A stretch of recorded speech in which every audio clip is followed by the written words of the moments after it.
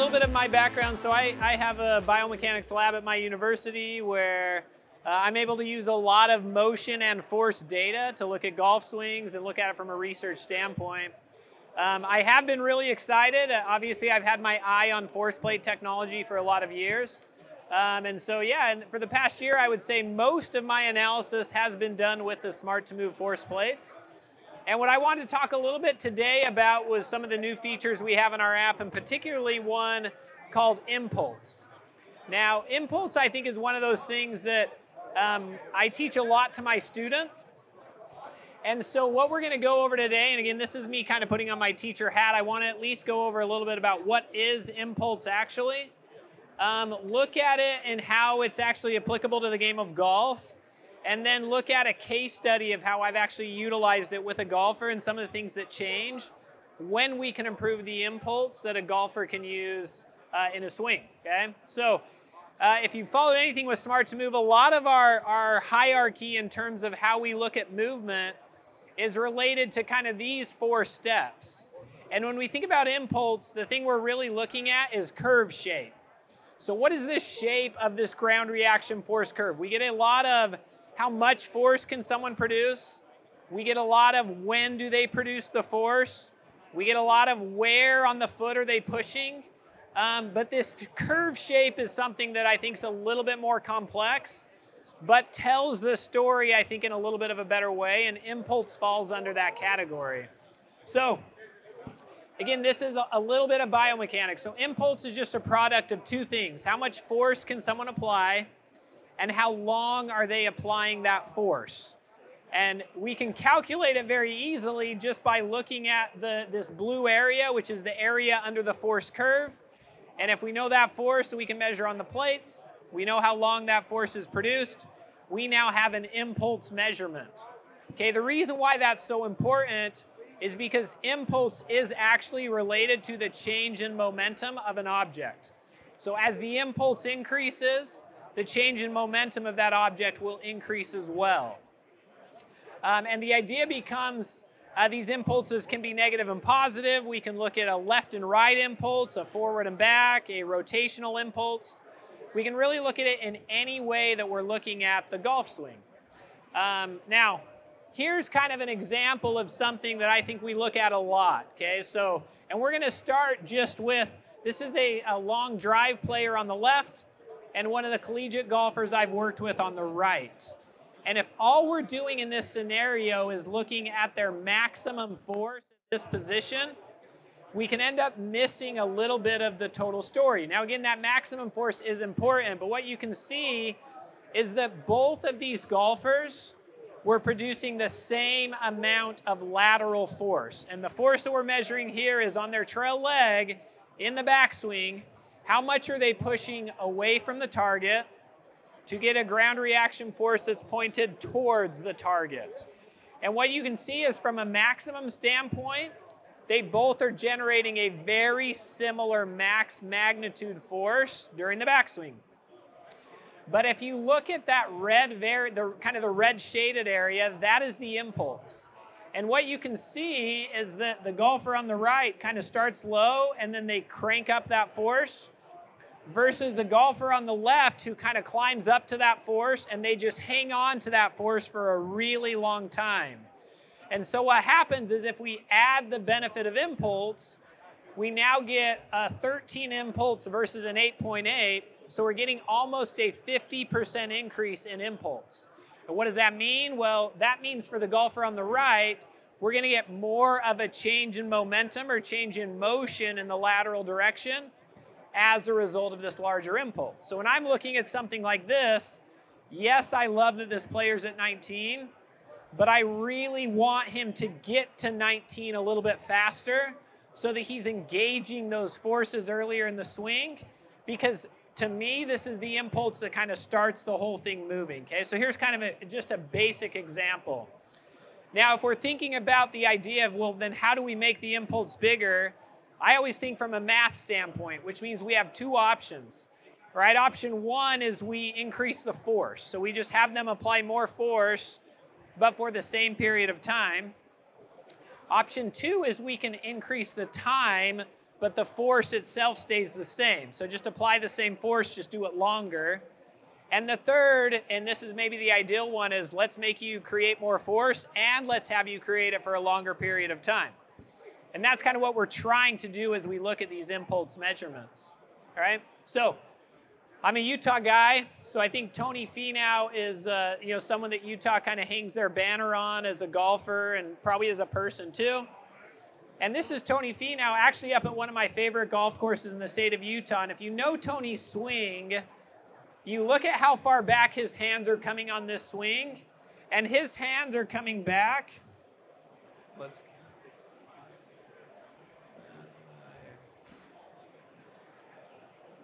His hands are coming back much farther in this swing than he normally does. And his coach actually says, in the wording, he says, we get asked all the time, could Tony hit it farther if he took his hands back farther in the swing? Okay, and you look at him, and I think Tony's average ball speed on the PGA Tour hovers in the high 170s. And on this video you saw, he got to 198. And all that happens is when Tony, instead of stopping here, Tony increases the time of his applied force. All of a sudden his club head speed jumps from, the 118 or 119 you see out on the tour to a 135 that you see in this scenario. And so this is a great example of what happens when we can apply force for a longer time. We get a larger change in momentum. We get a greater club head speed in this scenario. Okay? Now, one of the forces that I've been kind of getting really excited about as of late is the lateral force. Now, you heard me kind of mention it a little bit with my impulse example. When we talk through the kinetic sequence, the lateral force is the first force to peak in the kinetic sequence. And it's the thing that starts everything moving in the right direction. If we can't get that lateral force going, we don't get that nice shift forward that we really want the golfers to have. If we don't have enough lateral force, we can see all of this type of motion where they're not stopping that backward motion a little bit. And so the idea is if we can get players to produce more lateral force early in the swing, we're going to create a much larger lateral impulse. And that's going to set the stage for everything else in the golf swing. And the more I focus on lateral force in golfers, the more changes I start to see in everything that happens in their kinetic sequence. So one of those golfers, this is one of our UVU women's golfers, and I've been working with her recently. So she came in, and this is just kind of a baseline swing of hers. And I pulled two things out from the lateral force. The first was kind of the lateral impulse itself, and the second was kind of what is her maximum force. And you can see she struggles a little bit. This is at the top of her backswing, just before the club is changing directions.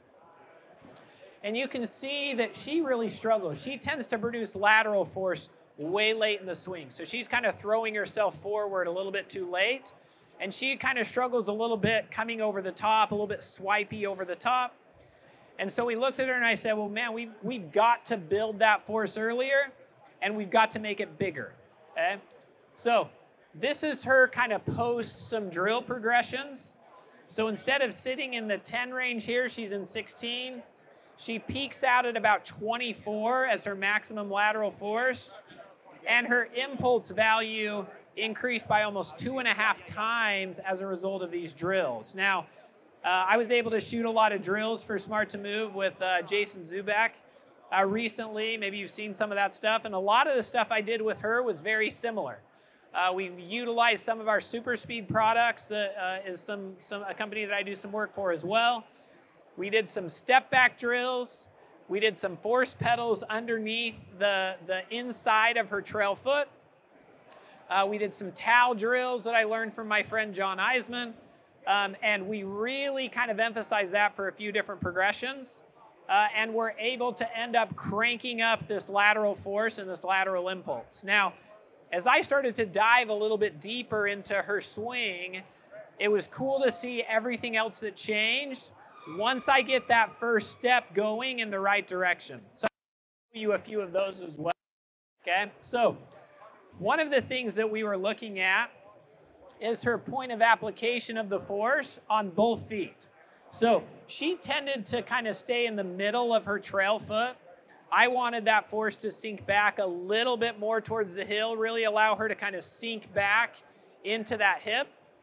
And you can see that her left foot tends to take a really long time to migrate towards the ball of the foot. So some point of application issues to begin with. The other thing that I start to look at are some of these other forces. So this is that anterior posterior force, that one that's really going to kind of create those rotations, as well as the lateral force, as well as even the amount of vertical force load that she puts in. So this is her pre-position, again, on the backswing. And if I look at that and go to here, all of a sudden I can start to see that her vertical force load on the trail leg went from 55 to 71. So she's not just pushing away from the target, she's loading much better into that trail foot. Her lateral force up at 13 right here. The one I actually really liked a lot was actually this one right here, where she went from producing no anterior posterior force at all to producing at least 4% and getting a torque that's now actually starting to create some of that motion to help her sink back into that hip. The other thing I love to see is this line of pressure number. I don't know how many of you look at this, but this is where we're actually looking at a line from where she is in the trail foot to where she is in the lead foot. And you can see that she went from those being almost flat to a much steeper slope with that. And all that's doing is it's setting her up for the capacity in the downswing to rapidly flip that around and create a lot of that vertical torque and create a lot more power in the golf swing. And again, this was all just from trying to focus on helping her improve the way she produces lateral force on the backswing, okay? Here she is in the downswing. So this is when, again, we start to see total vertical force at 124, lead vertical at 77, her rotational torques at about 98. And so those ones go from, if we just kind of look at those numbers, 77 to 85. Let's see, we had 98 to 113, so more vertical torque, more vertical force. The one actually that I think was really cool in this is these anterior posterior forces. Now, amateur golfers do some really bad things with those, where when they're creating the rotational torque, they create a lot of it from the trail leg. So when they get to here, they want to kind of thrust this trail leg in and kind of throw that to create their rotation. Really good players, what they do is they use that lead leg and they push really, really hard into that target and kind of create an opening that way. And how we can measure that is by the ratio of these two forces. So pre-swing, she was at 24 on her lead leg, 17 on her trail leg. And when I go to her post, she climbs all the way up to 30 and 16. So much more of that force coming from the lead leg than the trail leg. This is a scenario when now we can start to get that combined force vector to start tilting in front of her center of mass, or at least an estimation of her center of mass.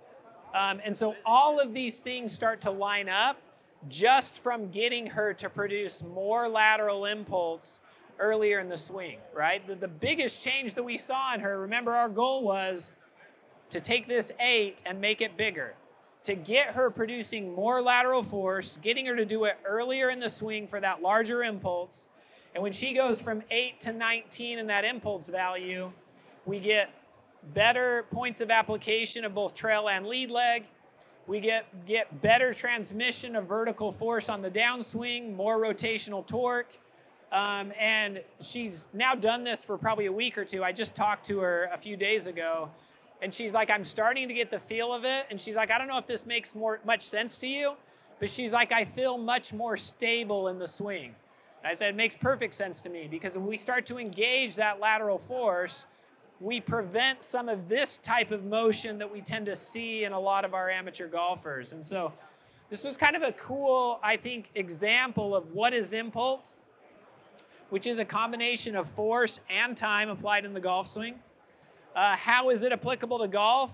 Again, that example of it's not just about how much force someone can produce, it's how do they get to that force and how long can they produce that force. Those are the things that create the changes in momentum. And then this last one is just keying in on some of these lateral forces and some of those things that take place with that lateral force, and how it can really start that chain of reaction of the next forces that are coming in the kinetic sequence, right? You have to get that lateral force lined up first. If you can't get that force and that impulse applied correctly, it makes it almost entirely impossible to do the rotation, to do the powerful vertical move. It all kind of starts with that first step. And so this is something that I think can be looked at a lot in our golfers, and can utilize some of these drills to improve lateral force to kind of get all of the kinetic sequence improved. So happy to interact and kind of answer any questions you have or show you any more data from the app of some of the data I've collected there. So I'm in Utah. I'm at Utah Valley University. So I always say we're the lesser known universities in Utah because we don't have a football team. And because we just became Division I recently. But we are the largest university in the state of Utah now. I think we're at 47,000 students at last count. So, they've very graciously sunk about $300,000 into my lab over the last probably 3 years. So, which is kind of fun. So, yeah. Yeah, for sure. Okay, so on the backswing, you're saying you're starting to, you want to generate force sooner. So are you feeling that in your feet? Yeah, good question. This question is like generating force sooner in the backswing, and are we feeling that in the feet?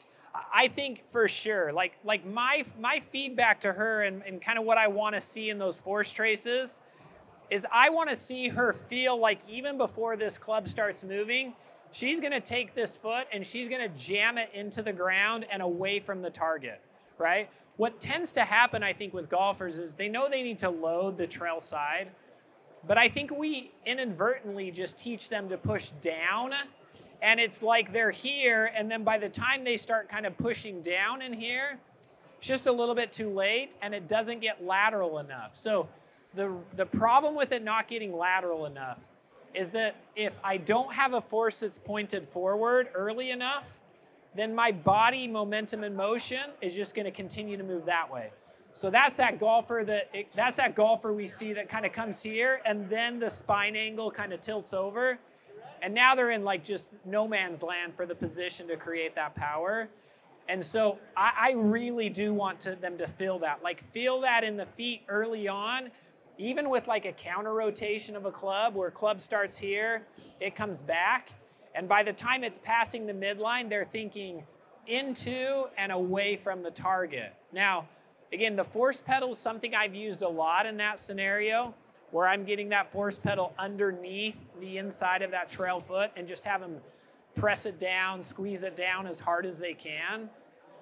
Ultimately, it was interesting working with her because as we went through different drill progressions, we started with like, oh, thank you. That's very helpful. So this was actually the drill position I had for her. I see a lot of people do this.